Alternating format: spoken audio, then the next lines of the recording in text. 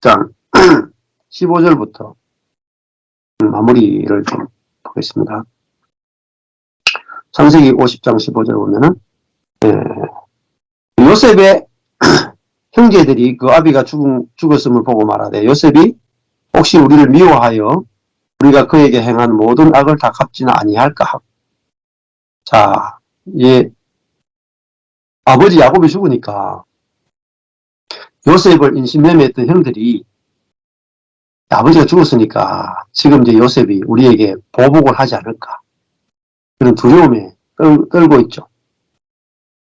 자, 그래서 이것도 전부 다 사람은 한마디도 안 가르쳐도요. 항상 권선징악이 우리 속에 들어있어요. 내가 악을 행하면은 보복당할 거다. 이 생각을 항상 가지고 있어요. 율법적인 생각을 항상 가지고 있어요. 네. 근데 오늘 다르죠. 이 사람들은, 형들은 요셉을 인신매매했지만 그들에게 뭐가 돌아왔어요? 놀라운 하나님의 계획, 하나님의 복으로 돌아왔죠. 이러면 좀 심각하지 않습니까? 인신매매 했는데 복으로 돌아왔더라. 그럼 우리가 다 인신매매하자 이렇게 될 거 아니에요. 통제가 안 될 거 아니에요. 네?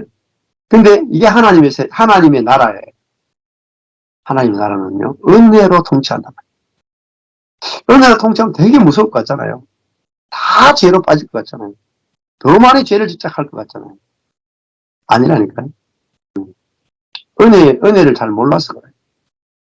아, 창세기를 잘 묵상해보면 우리가 갖고 있는 율법주의 신앙이 얼마나 잘못됐는가 알 수 있죠. 형들이 지금 그 상태죠. 16절에 요셉에게 말을 전하여 가로되 당신의 아버지가 돌아가시기 전에 명하여 이르기를 너희는 이같이 요셉에게 이르라. 네 형들이 네게 악을 행하였을지라도 이제 바라건대 그 허물과 죄를 용서하라 하셨다 하라 하셨나니 당신의 아버지의 하나님의 종들의 죄를 이제 용서하소서 하며 형들은요 기껏 생각하는 게 뭐죠? 용서의 복음이에요. 용서만 받아도 좋겠다. 용서만 사람들이 갖고 있는 것은요 내가 지은 죄에 대해서 용서만 받아도 얼마나 감사할까 이렇게 생각하고 그래서 형들이 다 용서를 이제 아버지 이름으로 이 동생인 요셉에게 허물과 죄를 용서해달라고 이제 부탁을 하는 거죠. 근데 어때요? 요셉이 그 말을 들을 때 어떻게 했어요? 화됐어요? 이제 때가 됐다. 다 무릎 꿇어. 이렇게 안 했죠? 아니면 형들은 내가 형들을 벌써 용서했죠. 이것도 아니에요. 울었어. 요셉이 울었어요. 왜 울었을까요? 용서도 받아들이지 못하고 은혜는 더더욱 받아들이지 못하는 그 인간을 보는 거죠. 천연적인 사람은 용서도 못 받아들여요. 근데 무슨 은혜를 받아들일 수 있겠어요? 그렇잖아요. 동생을 인신매매했는데 용서받기도 힘든 죄잖아요. 근데 축복까지 준다. 이거는 뭐 상상할 수 없는 거죠. 그걸 이해하지 못하는 형들 때문에 요셉이 울었다. 너무 불쌍하죠? 은혜를 알지 못하는 인간 때문에 울었다고. 인간은 불쌍한 거예요. 그 말은 뭐겠어요? 용서의 은혜도 없고 죄에 대해서 심판하지 않고 더 놀라운 축복으로 주는 은혜의 세계는 아예 없단 말이에요. 얼마나 불쌍해요. 하나님은 용서뿐만 아니라 은혜까지 주기를 원하신 하나님인데 우리가 그걸 모르니까 잘해서 받으려고 하는 게 많단 말이에요. 하나님께 잘해서 받으려고 하는. 그러니까 불쌍해서 울었단 말이에요. 저도 이 말씀을 묵상할 때 진짜 참 인간이 불쌍하다. 진짜 은혜의 세계는 모르는구나. 그러니까 내가 내 자신을 거울로 딱 보면서 그냥 복받은 인간인가? 은혜 받을 만한 인간인가? 자연인으로 보면은 확신이 안 들죠. 근데 하나님의 은혜의 하나님의 눈으로 보면은 분명히 우리는 은혜 받을기에 충분한 사람입니다. 충분한 사람. 자, 그래서 이제 성경 말씀을 우리가 묵상하는 게 필요해. 지금 본문에서 말하는 요셉이 말하는 하나님하고 형들이 이해하는 하나님 다르다는 걸 볼 수 있죠. 18절에 그 형들이 또 친히 와서 요셉의 앞에 엎드려 가로되 우리는 당신의 종인이다.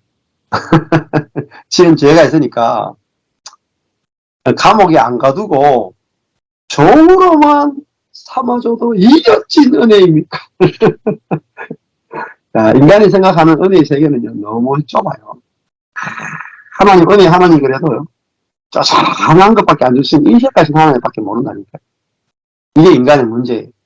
그러니까, 용서해주고, 종으로만 해줘도 우리가 감사하겠습니다. 그러니까 어떻게 돼요? 요셉이 그들에게 이르되, 두려워 마소서. 나를 인신매매가 팔은 예, 살인 공모할 만한 그런 죄를 지었다고 해서 두려워하지 마십시오. 내가 하나님을 대신할 수 있겠습니까? 나는 그럴 자격이 없다. 형들이 나를 팔았기 때문에 내가 애굽의 총리가 됐고 형들의 죄악으로 말미암아 나를 팔았지만 그것조차도 하나님의 계획이었고 하나님의 손길이었고 하나님이 그걸 통해서 우리에게 이런 축복을 주셨어요. 하나님의 계획이었습니다. 하나님의 관점으로 보니까 선악이 없어지잖아요. 선악이. 이렇게 큰 사건인데도 누가 선했느냐 악했느냐가 없어져 버려요. 그래서 하나님의 세계가 놀랍다는 거죠. 상처가 어디 있습니까? 상처가 없어져 버리죠. 하나님의 관점에서 해석되니까 어떤 상처도 다 눈놓듯이 사라져 버려요. 20절에 당신들은 나를 해하려 하였으나 이건 사실이죠. 팩트. 당신들은 나를 악하게 했지만 알고 있죠. 그렇지만은 하나님은 그것을 어떻게 해요? 하샤브, 토브, 선으로 바꾸사, 간주하사, 계산하사. 바꾸다는 건 하샤브예요. 생각하다, 간주하다, 선으로 생각하고 선으로 간주해서 오늘과 같이 만민의 생명을 구원하게 하시려 하시는 하나님이 없으면 어떻게 돼요? 형들이 요셉을 헤아려 한 악밖에 남는 게 없어요. 근데 그 형들의 악을 토부, 선으로 바꾸시는 하나님이 계시기 때문에 여기서 상처가 없어지고 용서를 뛰어넘는 연합하고 하나 되는 세계를 볼 수 있는 거죠. 그러니까 우리가 형들을 생각해 보세요. 형들이 동생을 인신매매했다. 얼마나 악하고 나쁜 죄입니까? 사람은 자기가 지은 죄에 대해서 너무나 큰 사실은 죄책감을 가지고 있다. 근데 그 죄책감이 꼭 좋은 게 아니라니까요. 응? 죄책감을 크게 보는 것은 자기가 크기 때문에.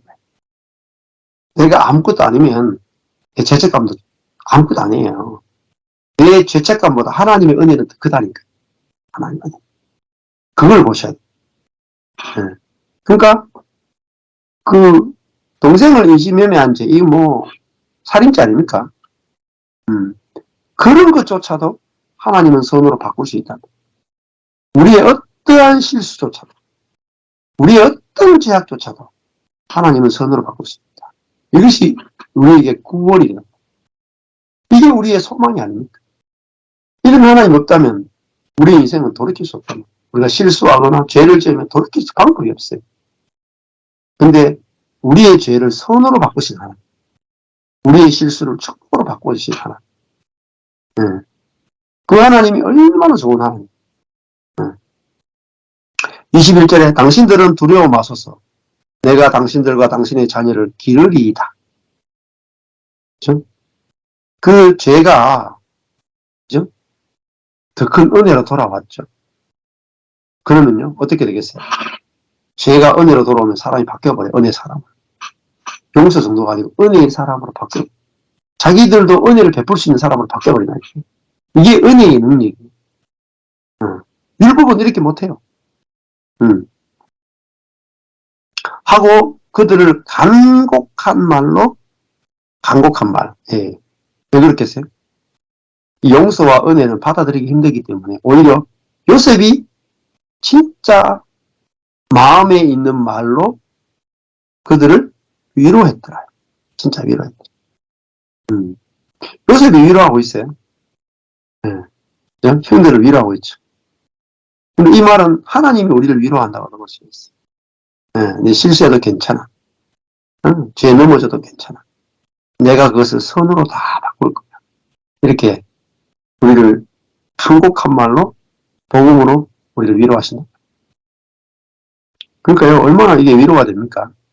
내가 인생에서 실수했던 거, 실패했던 거, 죄를 지었던 거, 다 하나도 버릴 것이 없는 선으로 다 바꾸는 시. 이게 이 창세기의 결론이죠. 악을 선으로 바꾸신 하나님. 아담과 하와가 선악과를 먹은 것을, 그죠? 선악과를 먹은 것을 예수 그리스도를 통해서 우리에게 생명을 주시는, 가죽옷을 입히시는 선으로 바꾸시는 하나님. 인간의 죄를 선으로 바꾸신 하나님. 이 하나님이 진짜 은혜의 하나님이시죠.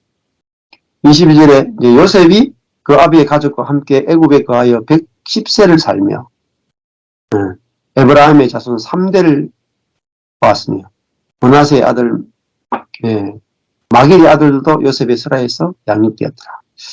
그러니까 생육하고 번성했다는 거죠. 24절에 요셉이 그 형제에게 이르되 나는 죽으나 하나님이 너희를 권고하시고 이제 요셉도 죽어요. 여러분들 하나님이 여러분을 돌아보시고 당신들을 이 땅에서 인도하여 내사 아브라함과 이삭과 야곱에게 약속하신 땅에 이르게 하시리라 하고 요셉은 그 애굽 땅에 있으면서도요 항상 뭐죠? 하나님의 약속을 의지했단 말이에요. 그러니까 축복은 뭐냐? 하나님의 약속은 반드시 이루어진다. 하나님 약속. 그 약속의 하나님을 의지하고 살았다. 요셉이 또 이스라엘 자손에게 맹세시켜 이르기를 하나님이 정녕 너희를 권고하시리니 돌아보시다. 권고하다는 말은 방문하다. 하나님이 너희를 권고하시는 하나님이 너희를 방문하실 것이다. 찾아오실 것이다. 25절에 하나님이 정녕 너희를 찾아오실 것이다. 하나님은요 찾아오세요. 우리 인생의 고비고비마다 힘들 때마다 하나님 찾아오십니다.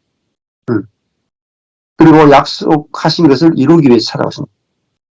너희는 여기서 내 해구를 메고 올라가겠다고 맹세를 해달라. 요셉의 소원도 뭐냐면 애굽이 아니라 하나님 나라에서 살기를 원했다. 그래서 아버지 야곱도 요셉도 전부 다 있죠. 뭘 소망했대요?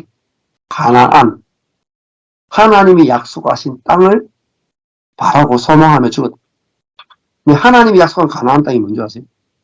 그리스도예요. 만유가 되신 그리스도. 그러니까 그 애굽에서 아무리 잘 돼도 안식이 없었단 말이에요. 근데 참 가나안은 그리스도 아니에요. 그리스도 안에서만 참 젖과 꿀이 흐르고 참 안식이 있었다. 그래서 그들은 멀리서 보면서 그리스도 안에서 안식하기를 소망했다.